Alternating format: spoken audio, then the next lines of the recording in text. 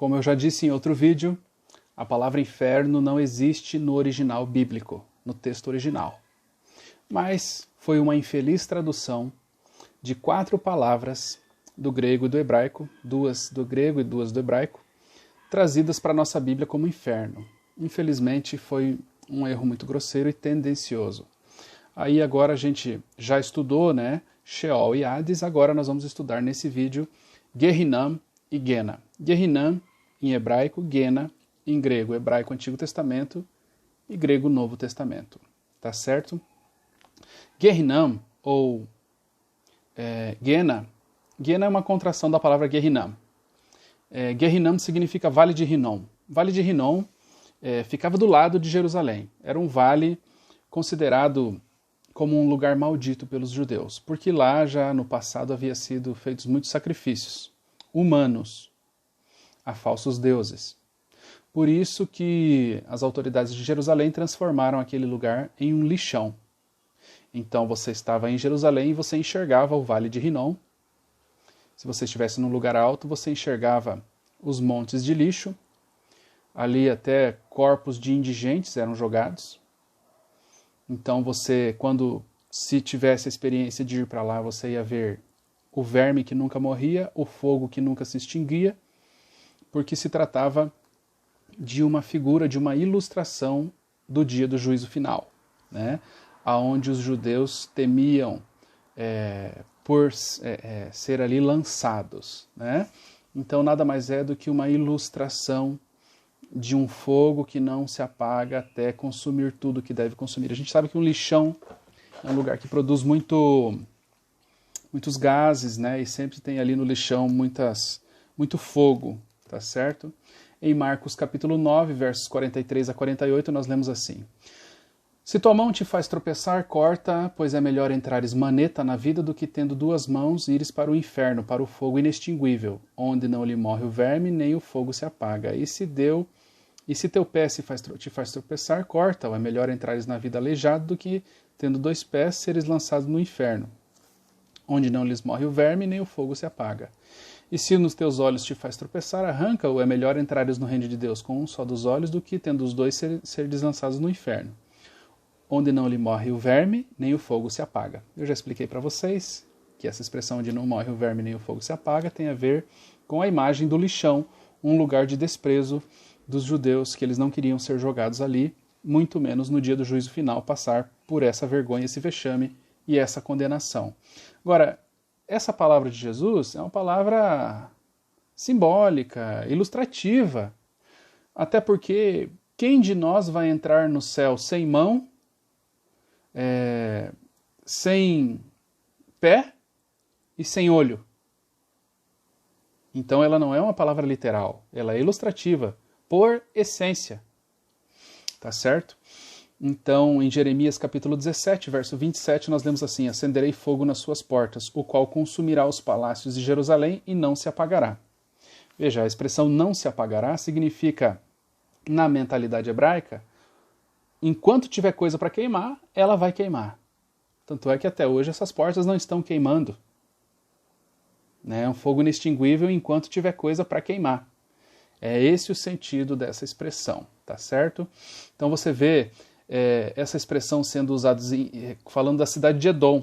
Isaías 34, 9 e 10, Apocalipse 20, versículo 10, Apocalipse 14, versículo 11. Só que a cidade de Edom não está queimando até hoje, mas ela foi queimada e enquanto tinha coisa para queimar, ela foi destruída. Aí você tem também Sodoma e Gomorra, Judas capítulo 1, versículo 7, a expressão usada lá é fogo eterno. Se você visita lá, você encontra ruínas. Você não encontra fogo nessa cidade, tá certo? Então, aqui a gente tem a certeza, comparando também com Gênesis 19, 28 e Malaquias capítulo 4, versículo 1, que se trata do fogo do juízo final, da morte eterna. Se trata do fogo que vai consumir tudo até que não haja nada para ser queimado de mal, de ruim. Tá certo? Mateus 3,12, Mateus 25:41, Mateus 25:46 usam a expressão fogo inextinguível, fogo eterno e castigo eterno para dizer que é um castigo de completa e eterna destruição, o castigo que existe no juízo final. Tanto é que não vai queimar para sempre, que Malaquias capítulo 4, 1 e 3 usa a expressão cinzas, para falar que aquilo tudo que foi destruído no juízo final vai virar cinzas. Apocalipse capítulo 20, versículo 9 fala: desceu, porém, fogo do céu e os consumiu. Ok? Então ninguém vai ficar queimando para sempre. Até porque se alguém ficasse queimando para sempre, significa que o ímpio vai ganhar a vida eterna. Ele vai ganhar a vida eterna sofrendo, para sofrer. Mas ele vai ganhar a vida eterna. Você tem certeza que você quer sustentar a doutrina do fogo eterno e da morte que você fica queimando eternamente? Aí a gente está tornando Deus em alguém pior que o próprio diabo. É alguém tão cruel ou mais do que o próprio diabo, né?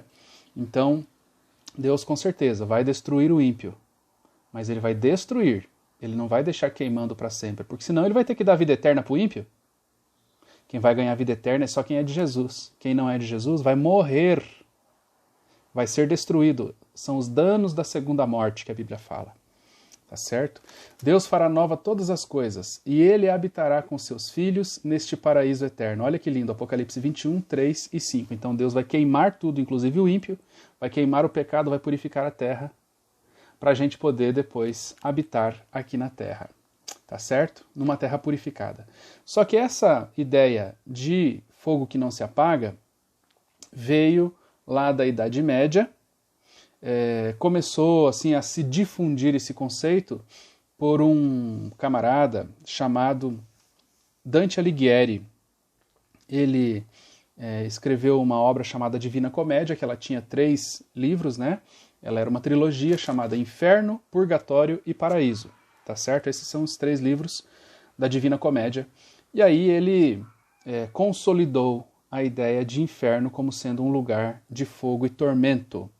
Aí a Igreja Católica se valeu disso para aterrorizar as pessoas, e assim ela cobrava indulgências das pessoas para que elas pudessem ter um lugar reservado no céu.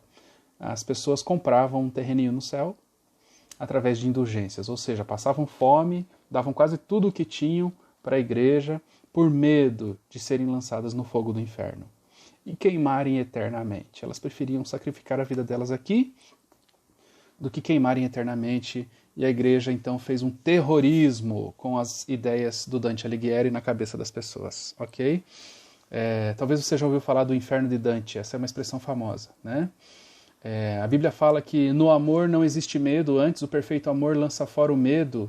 Ora, o medo produz tormento, logo aquele que teme não é aperfeiçoado no amor. Nós não podemos estar com Deus por medo do inferno. Nós temos que estar com Deus porque nós amamos a Deus. Não precisamos ter medo do inferno. Aquele que está em Cristo não será condenado.